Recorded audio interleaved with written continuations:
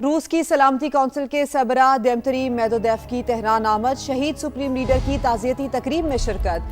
कहा, ईरानी कौम अमरीका के खिलाफ जद्दोजहद में फातेह बनकर उभरेगी, ये किसी भी दूसरे मुल्क के दबाव में नहीं आएगी। अली खामनेई की शहादत पर रूस भी दोस्त मुल्क के दुख में बराबर का शरीक है। रूसी वफ़द ने दौरे के दौरान सदर मसूद पज़ेश्कियान से भी मुलाकात की है। रूस की सलामती कौंसिल के सरबरा देमतरी मेदोदेफ की तेहरान आमद, शहीद सुप्रीम लीडर की ताज़ियती तकरीब में शिरकत।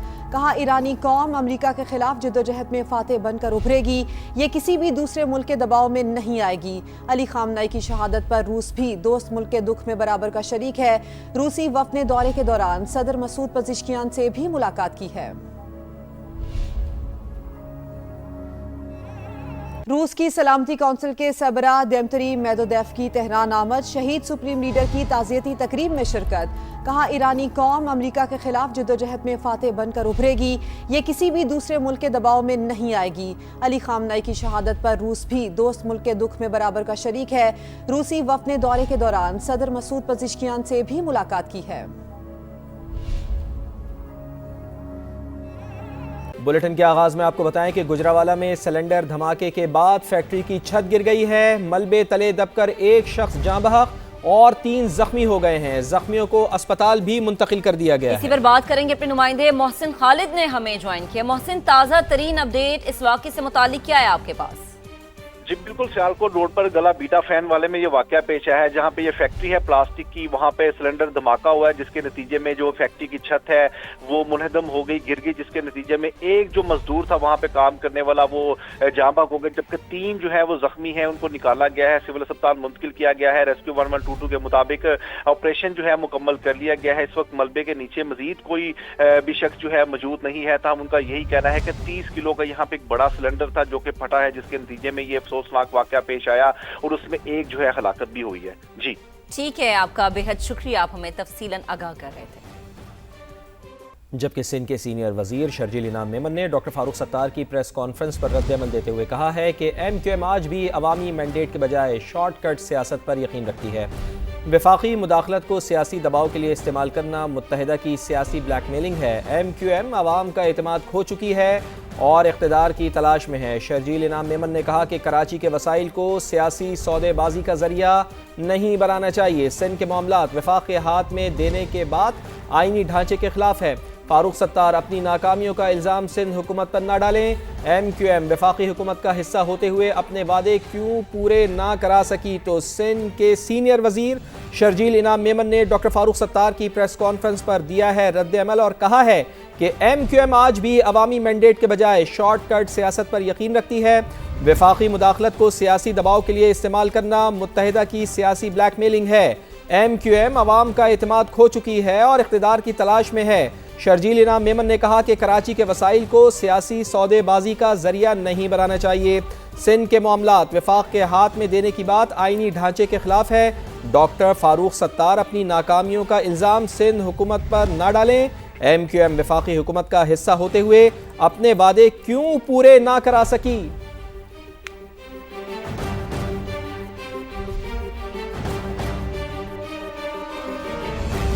अब आपको बताएंगे कि ऑडिटर जनरल की रिपोर्ट में पाकिस्तान रेलवे के हादसात और नुकसानात के हवाले से अहम इंकशाफात। रिपोर्ट बताती है कि 3 साल के दौरान रेलवे के 133 हादसात में मुतअद्दिद अफराद जान से गए, करोड़ों रुपए का नुकसान हुआ। मजीद बात कर लेते हैं, अपने नुमाइंदे उमर बिन आसिफ ने हमें ज्वाइन किया। उमर, रिपोर्ट में क्या कुछ लिखा गया है? जी बिल्कुल, देखिए, ऑडिटर पाकिस्तान रेलवे के 2022 से 2025 के दौरान हादसात और नुकसानात की तफसीलात ऑडिटर जनरल की जो रिपोर्ट है उसमें अहम इंकशाफात सामने आए हैं।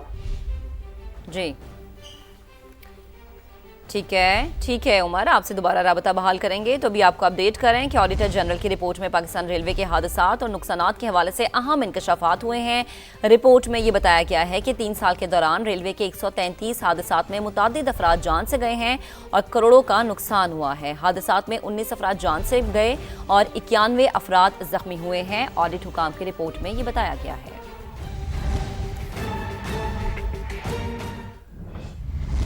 अभी एक ब्रेक लेते हैं, साथ रहिएगा।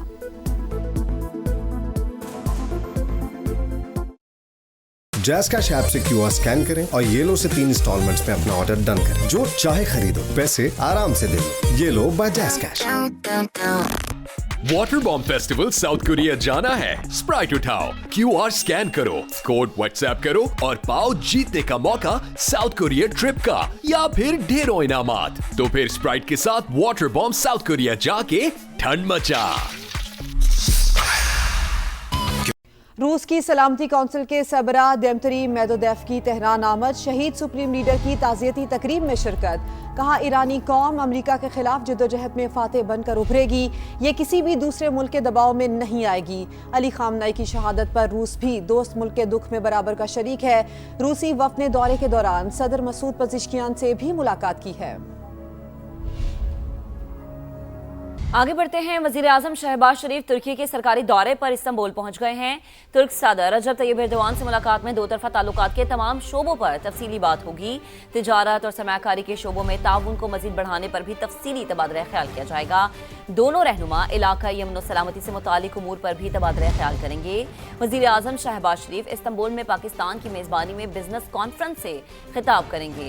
खुसूसी इक्तसादी जोन्स, तवानाई, IT और निजकारी शोबों में सरमायाकारी के मौक़ों को उजागर किया जाएगा। कॉन्फ्रेंस में तुर्की के आला सरकारी हुकाम समेत मुमताज कारोबारी शख्सियात शिरकत करेंगे। इसके अलावा नायब वजीर आजम और वजीर खारिजा इसहाक डार और वफाकी वजीर इत्तलात अताउल्लाह तालड़ भी वजीर आजम के हमराह हैं। अमेरिका कभी किसी के सामने नहीं झुका, हमेशा आन का ख्वाह रहा है, लेकिन किसी खतरे को बर्दाश्त नहीं करेगा। सदर ट्रंप का अमेरिका की 250वीं जश्न आज़ादी तकरीब से खिताब। बोले तेहरान को शहीद सुप्रीम लीडर की तदफीन के लिए 1 हफ्ते की मोहलत दी, क्योंकि हम अच्छे और बाखलाक लोग हैं। उनका कहना है कि मुल्क में खरबों डॉलर्स की सरमायाकारी लाए हैं। सेफ अमेरिका एक्ट पास हो गया तो 100 साल तक रिपब्लिकन्स हार नहीं सकेंगे। मिड टर्म इलेक्शन भी हम ही जीतेंगे अगर खुद हारना ना चाहें। We beat Venezuela in one day, and we knocked the hell out of Iran. They're dying to settle. They want to settle so badly. We gave them a week off for a funeral because we're nice. An American always wants peace and order, but we will never shrink from danger or threat. We will always fight, and win. We got to do that. Communism is the enemy of free people everywhere in the world. Never works. America will never be a communist country. Country today is doing better than it's ever done before. With, as of last week, $19.2 trillion pouring into the United States right now from all over the world. That's the investments being made, and the record was 4 years. In 4 years, the last administration did much less than 1, and we did 19.2 in 12 months. आगे बढ़ते हुए आपको खबर दे, हुकूमत ने petroleum मसनूआत की कीमतों में मामूली कमी का ऐलान कर दिया। पेट्रोल और हाई स्पीड डीजल सिर्फ ₹1.97 फी लीटर सस्ता कर दिया।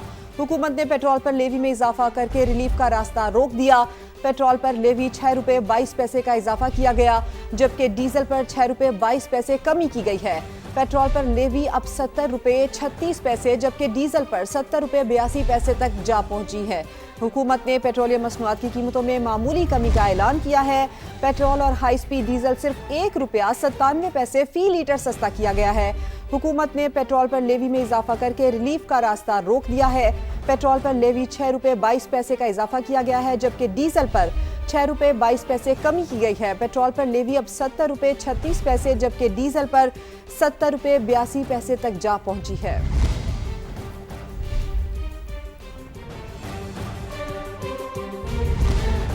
अभी आपको बताएंगे कि पेट्रोल ₹1.97 सस्ता करना अवाम दुश्मन फैसला है। अमीर जमात इस्लामी की जानिब से स्टेटमेंट सामने आई है।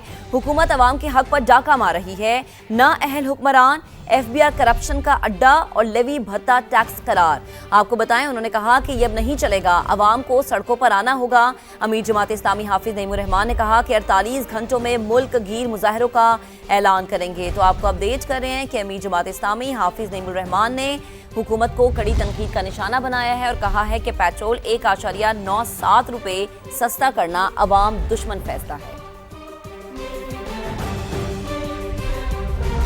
अब खबर है धानासर हादसे का मुकदमा थाना शेरानी में दर्ज कर लिया गया। ट्रांसपोर्ट कंपनी और कोच ड्राइवर के खिलाफ FIR काटी गई है। गफलत, लापरवाही और गैर जिम्मेदारी और दीगर दफात के तहत मुकदमा दर्ज किया गया है। महकमा ट्रांसपोर्ट ने कोच कंपनी को सील कर दिया। हादसे की तहकीकात सेक्रेटरी ट्रांसपोर्ट को सौंपी गई है। तहकीकात के दौरान ट्रांसपोर्ट कंपनी की कानूनी हैसियत, कोच फिटनेस, ड्राइवर की अहलियत और हादसे के असबाब का जायजा लिया जाएगा। तहकीकात मुकम्मल होने के बाद वजीर आला बलोचिस्तान को रिपोर्ट पेश की जाएगी, जबकि पुलिस के मुताबिक हादसे में जाँ बहक 2 नामालूम अफराद की शनाख्त के लिए नादरा से राबता कर लिया गया है, जबकि दीगर अफराद की मैयतें जरूरी कार्रवाई के बाद वरसा के हवाले कर दी गई हैं। मुल्क के बेशतर इलाकों में आज भी गर्मी बरकरार है। बालाई इलाकों, इस्लामाबाद और पंजाब के मुख्तलिफ शहरों में शाम के औकात में बारिश का इम्कान है। महकमा मौसमियात के मुताबिक दीर, स्वात, शांगला, चित्राल, बटागरा, मानसहरा और एबटाबाद में तेज़ हवाओं और गरज चमक के साथ बारिश हो सकती है, जबकि दूसरी जानिब मरी, गलियात, गुजरात, गुजरावाला, लाहौर, शेखुपुरा और सियालकोट में बारिश का इम्कान जाहिर किया गया है। सिंध में मौसम शदीद गर्म और हब्स बरकरार रहेगा। बलूचिस्तान के बेशतर अजला में शदीद गर्मी बरकरार रहने की पेशगोई की गई है, ताहम खुशदार में तेज हवाओं और गरज चमक के साथ बारिश मुतवक्के है।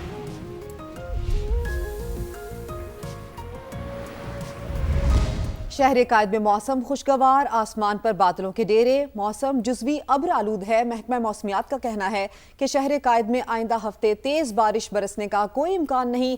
इकरा अवान से मजीद बात कर लेते हैं। इकरा, अपडेट कीजिए। जी बिल्कुल, इस वक्त शहर कायद का मौसम खुशगवार है और सुबह के औकात में शहर के बेशतर इलाकों में बूंदाबांदी के बाद से मौसम और भी सुहाना हो चुका है। इस वक्त का जो मौजूदा दर्जा हरारत है वो 32 डिग्री सेंटीग्रेड है और 19 किलोमीटर फ़ी घंटे की रफ्तार से हवाओं का सिलसिला जारी है। महकमा मौसमियात का कहना है कि शहर कायद में आइंदा हफ्ते तेज़ बारिशों का कोई इम्कान मौजूद नहीं है। अलबत्ता शहर कायद के मुख्तलिफ इलाकों में बूंदाबांदी के बायस मौसम खुशगवार रह सकता है। जी, अभी आपको लाहौर से अपडेट करते हैं कि लाहौर में आसमान पर बादलों का बसेरा महसूस किए जाने वाला दर्जा हरारत 45 डिग्री तक रिकॉर्ड किया गया है। गर्मी और हब्स की शिद्दत बरकरार है। PDMA और महकमा मौसमियात की जानिब से बारिश की पेशगोई भी की गई है। मजीद जान लेते हैं अपनी नुमाइंदा सामिया सईद ने हमें ज्वाइन किया है। सामिया, लाहौर का मौसम कैसा है? जी बिल्कुल, लाहौर का मौसम आज बेहद गर्म है और हब्स की शिद्दत में वाज़ेह इजाफा हो चुका है। इस वक्त हवा में नमी का तनासुब 50% से ज़ायद रिकॉर्ड किया जा रहा है, जिसकी वजह से हब्स और घुटन की कैफियत बहुत ज़्यादा महसूस की जा रही है। आज के दिन फील्स लाइक टेम्परेचर भी 45 डिग्री सेंटीग्रेड तक रिकॉर्ड किया जा रहा है, जबकि आइंदा आने वाले चंद घंटों में महकमा मौसमियात और PDMA के मुताबिक लाहौर के मुख्तलिफ इलाकों में बारिश की पेशगोई है, जबकि बारिशों का ये सिलसिला 6 जुलाई तक रहने की तवक्को की जा रही है। हम इस वक्त देख रहे हैं कि आसमान पर बादलों ने बसेरा कर लिया है, जो कि इस बात की पेशगोई है कि कुछ ही देर बाद बादल बरसेंगे, जिसके बाद मौसम थोड़ा सा बेहतर ज़रूर होगा। हब्स की ये जो शिद्दत है इसमें कमी ज़रूर आएगी, लेकिन दर्जा हरारत यूं ही जो है ज़्यादा रहने का ही इम्कान रहेगा। ये बारिशों का जो सिलसिला है 6 जुलाई तक यूं ही जारी रहेगा। कुछ इलाकों में तो हल्की, लेकिन कुछ इलाकों में तेज़ बारिश की पेशगोई कर दी गई है। जी, बराह रास्त आपको लिए चलेंगे। वफाकी वज़ीर क़ानून आज़म नज़ीर तारड़ इस वक्त खिताब कर रहे हैं। आप एक कमेटी बना के तजवीज़ करेंगी, वो ज़रूर हम करेंगे। उस निज़ाम में उसको फ़ाल रखने के लिए हमने नादरा की जो फ़ी थी वो नादरा से हमने उसमें से रिबेट लिया है वापस, यानी कि नादरा फ़ी जो नॉर्मली चार्ज करता है बाकी जगहों पे सारी नादरा को जाती है, लेकिन यहाँ पे आप सबको मालूम होगा कि हमने निगोशिएट करके नादरा से वफाकी हुकूमत ने हमें कहा गया तो उन्होंने अपना हिस्सा छोड़ा। अब वो एक पोर्शन वो देते हैं, रिमेनिंग पोर्शन जो है वो मेजर हिस्सा जो है वो डिस्ट्रिक्ट और तहसील और डिवीज़नल और सूबाई बार एसोसिएशंस को जाता है, ताकि उससे जो आप क्लाइंट्स के हवाले से कुछ चीज़ें हैं या लाइब्रेरीज़ या वो चीज़ें हैं तो लिटिगेंट्स के शेड्स हैं उनके लिए सहूलियात हैं वो कर सके, और वो एक अच्छी डिसेंट अमाउंट है जो आई एम श्योर कि अब शुरू हो चुकी होगी। आपने बात की कि डिस्ट्रिक्ट कोऑर्डिनेशन कमेटीज़ की, वो बिल्कुल मुझे पता चला। मुझे पीछे अरशद हजरा साहब और जालब साहब ने सरगोदा में कोई इशू था तो उसके बारे में बताया। हजरा साहब लगता है पिलर दे पीछे हो गया ने। जी सर।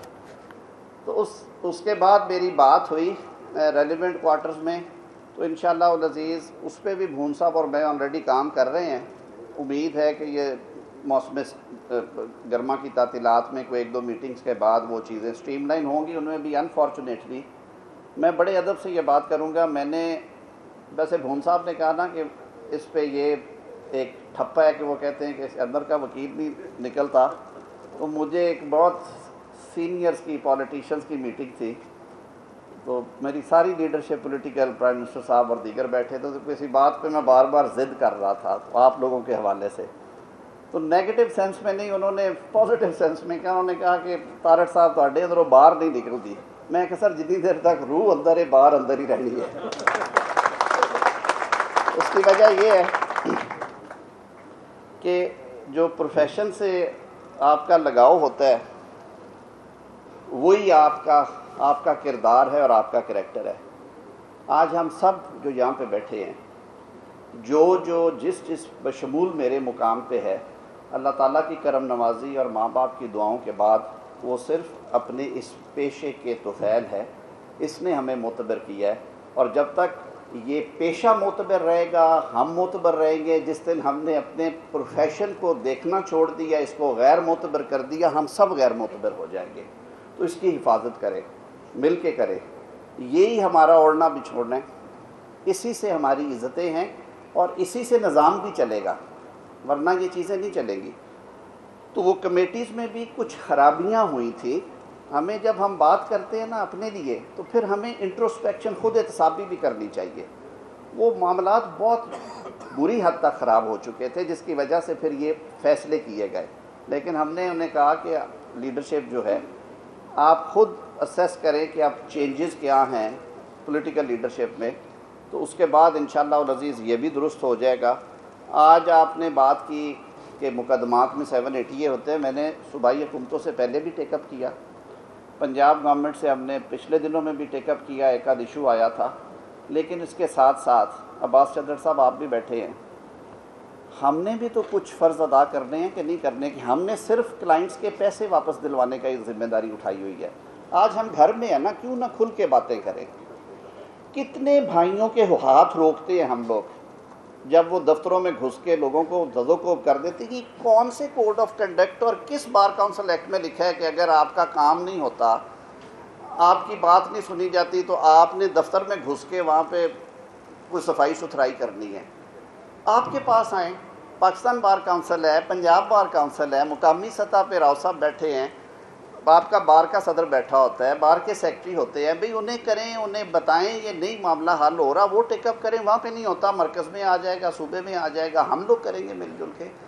तो खुदारा आप रेगुलेटर हैं, अपने सूबे को तो मिसाली बनाए ना, यहाँ से शुरू करें और बैठ के एक जामा पूरा कॉम्प्रिहेंसिव लहे अमल ख्वाहिशा बनाएं कि जी बार सिर्फ उस सूरत में खड़ी होगी जब बार मेंबर के साथ ज़्यादती होगी। एग्रेशन जो है वो हमारे पार्ट पे नहीं होगा। आपको जो भी मसला है, आप पहले डिस्ट्रिक्ट तहसील बार में आए, मुकामी मेंबर बार काउंसिल को इन्वॉल्व करें, उसके बाद अगर आपसे कोई ज़्यादती करता है तो पूरा सूबा आपके साथ खड़ा होगा, फिर पाकिस्तान बार काउंसिल भी खड़ी होगी। ये इख्तियार आज़म तारड़ के पास नहीं है कि मैं फ़र्द देने गया हूँ और मुझे फ़र्द मिलने में तख़ीर हुई है और मैं वहाँ पे बंदे लिटा लूँ, नहीं, ये नहीं हो सकता। तो खुदारा बहुत हो चुकी है आपके लिए हर 15-20 दिन महीने के बाद, और वो 1%, आप सबको मालूम है हर बार में वो एलिमेंट 1% से भी कम है। 2000 वफाकी वज़ीर क़ानून आज़म नज़ीर तारड़ पंजाब बार काउंसिल में तकरीब से खिताब कर रहे हैं। उनका कहना है कि पंजाब बार काउंसिल वकला के लिए बेहतर इक़दाम कर रही है।